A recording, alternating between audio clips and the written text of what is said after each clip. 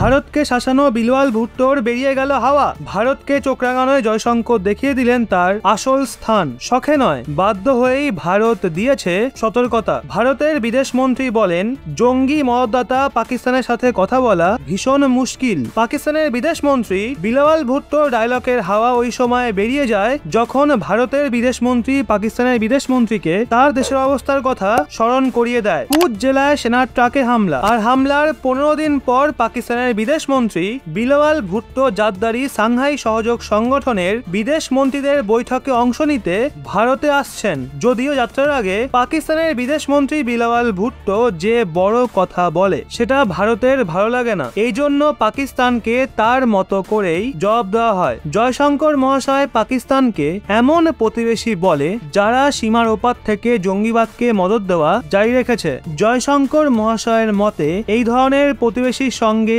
সম্পর্ক রাখা ভীষণ মুশকিল। It's for us very difficult to engage with a neighbor who practices cross-border terrorism against us.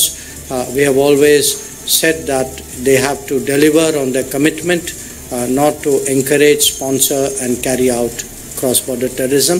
পানামার বিদেশমন্ত্রীর সাথে একটা জয়েন্ট প্রেস কনফারেন্সে মজুদ জয়শঙ্কর মহাশয় পাকিস্তানকে ভালো মতো শুনিয়ে বলেন, আমাদের সঙ্গে এমন এক প্রতিবেশীর সঙ্গে সম্পর্ক ঠিক রাখা ভীষণ মুশকিল যারা সীমার ওপার থেকে জঙ্গিবাদকে মদত দিতে সামিল রয়েছে। আমরা সবসময় বলেছি তাদের সেই প্রতিশ্রুতিকে পূরণ করতে হবে যা জঙ্গিবাদকে সমর্থন না দিতে এবং সীমাপার জঙ্গিবাদকে বন্ধ করা নিয়ে দিয়েছিল। এর আগে বিলওয়াল ট্যাসে বলেছিল সে ভারতে কেবল এসসিও মিটিং এর জন্য আসছে আর সেই সময় দ্বিপাক্ষিক সম্পর্ক নিয়ে কোনো কথা হবে না। উনি বলেন ইসলামাবাদের এসসিওর প্রতি কমিটমেন্ট রয়েছে যার জন্য সে গোয়াতে হওয়া বৈঠকে যাচ্ছে। বিলওয়াল ভুট্টো এই কথাটা এক পাকিস্তানি সংবাদ মাধ্যমের প্রশ্নের জবাবে দিয়েছিল। কতটা হাসির ব্যাপার দেখুন, যে ব্যক্তির পুরো প্রশাসন ভারতের সঙ্গে কথা বলার উদ্দেশ্যে গাঠবন্ধন তৈরি করতে লেগেছিল, ওই ব্যক্তি ট্যাসে এসে এমন বয়ান দিচ্ছিল। বিলওয়াল ভুট্টো এটা বোঝা উচিত পাকিস্তানের সঙ্গে